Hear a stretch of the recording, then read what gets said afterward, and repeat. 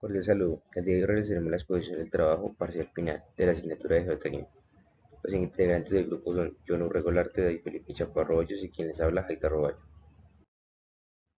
El punto número uno consiste en el análisis de excavaciones, la estabilidad de taludes y el diseño de muro de contención donde todos los parámetros cumplan con los factores de seguridad establecidos por la norma.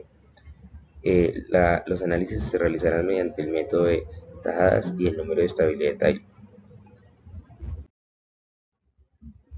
Los datos propuestos son un nivel freático de 3.5 metros, una altura de excavación de 4.5 metros y una inclinación del talud de 42 grados.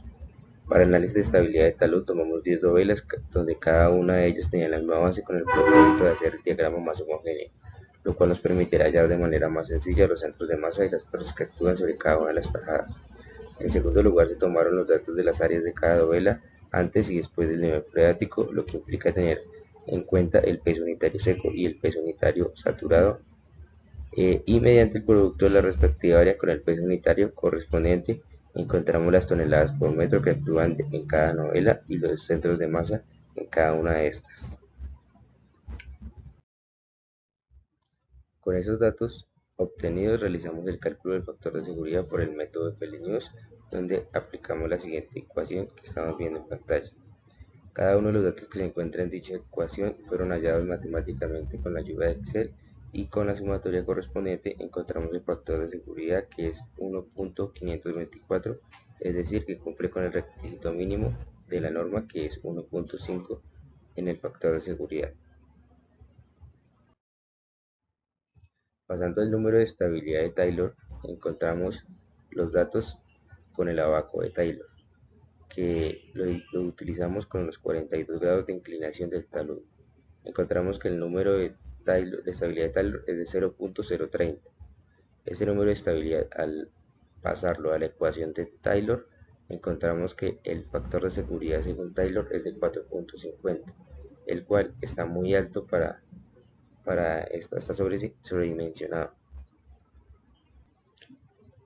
El factor de seguridad obtenido mediante el método de Fellenius estamos de acuerdo a la realidad, debido a que tiene en cuenta la totalidad de parámetros que se encuentran presentes en el talud, mientras que para el método de Lavaco de Fellenius el valor obtenido solo depende del espesor del estrato, el peso unitario, la cohesión y el número de Taylor, brindando un factor de seguridad elevado sin tener en cuenta factores como el centro de masa, la distancia de los brazos, los momentos tanto actuantes como resistentes que participan en el talud, los cuales son tenidos en cuenta con el método de Fellenius, y es por ello que este último mencionado brinda mayor estabilidad y seguridad a la hora de realizar el análisis de estabilidad de taludes.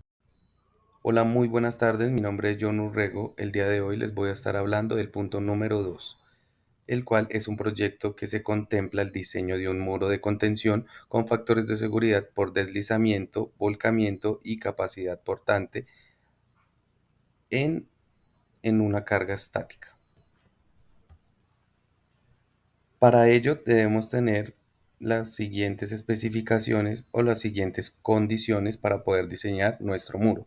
El tipo de muro, que en este caso va a ser de voladizo o gravedad, va a tener una verificación que es según el deslizamiento, el volcamiento y el tema de capacidad portante. La carga va a ser una sobrecarga mínima de unos 50 toneladas por metro cuadrado según la norma sismo resistente NSR10. Tendrá unas dimensiones de una altura de 4 metros y una inclinación de 10 grados. El suelo se trabajará con un estrato 2, suponiéndose que tengamos los datos geotécnicos de este tipo de estrato, y con un nivel freático a 2 metros de la superficie.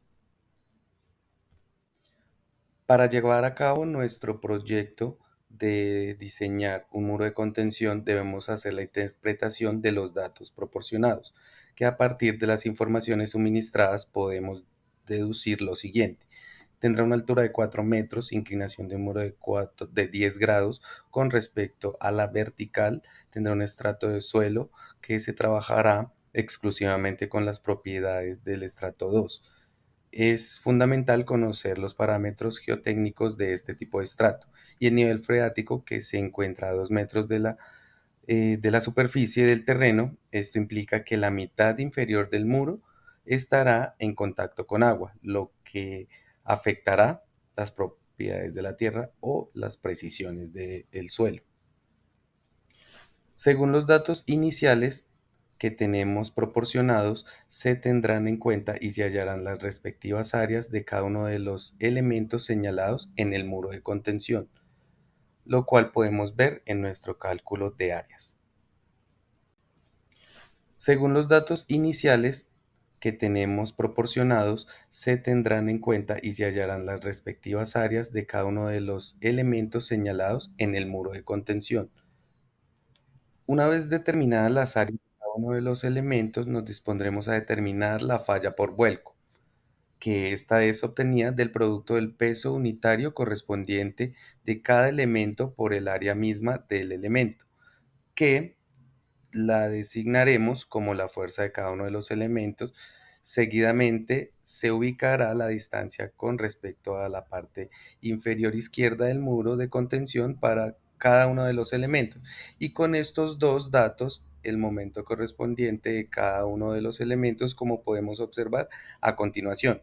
La suma de los elementos resistentes y la suma de los elementos actuantes permiten hallar el factor de seguridad de falla por vuelco. La fórmula para determinar la falla por vuelco se explica de la siguiente manera, como podemos observar en esta parte. Para hallar el factor de seguridad por deslizamiento se hace uso de la suma de las fuerzas resistentes y de las fuerzas actuantes, las cuales fueron obtenidas previamente con la herramienta Excel, mediante operaciones matemáticas pertinentes, como podemos observar la ecuación en esta parte. Como el valor obtenido es menor al requerido por la norma, se infiere que no se cumple con la falla por deslizamiento, teniendo en cuenta que la norma exige un factor de seguridad de mínimo de 1.6 y el valor obtenido fue de 0.734. Con los cambios realizados y justificados en el muro de contención logramos cumplir con los requisitos exigidos por la norma en lo que se relaciona a los factores de seguridad ya descritos previamente. Con los cambios realizados y justificados en el muro de contención logramos cumplir con los requisitos exigidos por la norma en lo que se relaciona a los factores de seguridad ya descritos previamente. Buen día. El punto 3 busca por medio del análisis gráfico la presentación de los diferentes vectores que afectan nuestro proyecto. Para ello, en los puntos 1 y 2 se realizaron diferentes propuestas teóricas de diseño hasta encontrar la que cumple los factores mínimos de seguridad y para lo cual elegimos dos dentro de nuestra presentación. El método de tajadas permite obtener factores de seguridad con alta confiabilidad debido a que hace uso de todos los parámetros que se presentan en el talud, donde se tienen en cuenta la pendiente del talud, la base de las dovelas, el punto medio de cada una de ellas y los centros de masa correspondiente para el peso unitario del suelo. Sin embargo, estos valores pueden diferir dependiendo del número de dovelas que se realice el análisis, debido a que a mayor número de dovelas el factor de seguridad tiende a ser más acorde con la realidad del terreno, pero para lograr un análisis detallado y obtener resultados de mayor confiabilidad es necesario hacer uso de herramientas tecnológicas como el AutoCAD o Geosoft, que proporcionan el área de cada una de las dovelas e incluso la longitud de arco de las mismas, y gracias a esas precisiones se pueden obtener factores de seguridad confiables y seguros a la hora de realizar el análisis de un talud. El abaco de Taylor es un método gráfico que permite encontrar factores de seguridad, pero no es garantía de que sean valores muy confiables debido a que solo tiene en cuenta los parámetros de cohesión, peso unitario, espesor del estrato y el número de estabilidad de Taylor, dejando a un lado los factores geométricos que también afectan la estabilidad del muro, como lo es la pendiente del talud y los centros de masa de cada uno de los estratos. En el punto 4, queremos presentar el resultado del análisis para la estabilización de un talud con 10 metros de altura y con una base de 8 metros en el que, con el uso de mallas geosintéticas y con la ayuda de herramientas como el programa Geosoft, se diseña su estabilización. En este caso se usaron 25 terraplenes en dos niveles que cumplen con las especificaciones de dos tipos de membranas de referencia TR3000 y TR6000HF. En las tablas de análisis que nos arroja el programa, las columnas significan en la capa I, que es la capa del material que se está considerando. En la Z es la altura de la capa en metros. SV de diseño es la separación vertical de diseño, que se refiere a la distancia vertical entre capas o elementos en el diseño. La columna geosintético significa la referencia de malla recomendada. La columna de ley es longitud inicial del geosintético, es decir, la longitud del geosintético en su estado sin tensar. LA es la longitud activa del geosintético, que es la longitud en la que el geosintético interactúa con el suelo. La columna L es la longitud efectiva del geosintético, que se puede referir a la longitud que se considera para los cálculos de resistencia. La columna LT es la longitud total del geosintético. que es la longitud completa del material. La columna Tmax es la tensión máxima que puede soportar el geosintético, generalmente expresada en kilonewtons por metro. La columna SB calculado es la separación vertical calculada en función de las condiciones del proyecto y los resultados de los análisis. La columna verificar SB es el proceso de confirmar que la separación vertical calculada cumple con los requisitos del diseño. La columna LE es el mínimo, es la longitud efectiva mínima requerida para garantizar la estabilidad y rendimiento del geosintético. Y finalmente la columna verificar LE es la comprobación de que la longitud efectiva calculada cumple con las especificaciones mínimas necesarias. Para un segundo caso de estudio con concreto reforzado, el cual se compara con el primero que corresponde a suelo reforzado, se logra una comparación cambiando los índices de materiales, presentando de esta forma los resultados del análisis para la estabilización del talud con las mismas dimensiones que el anterior y mostrando sus vectores e índices de estabilización. En este caso se usaron igualmente 25 terraplenes en dos niveles que cumplen con las especificaciones de dos tipos de membranas de referencia TR3000 y TR6000HF. Finalmente se concluye que un suelo reforzado es más eficiente al revisar el valor del índice de la sumatoria de la fuerza resistente en condición estática y en condiciones con sismo.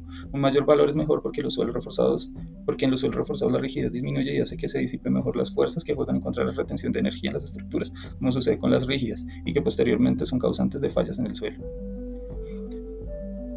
Muchas gracias.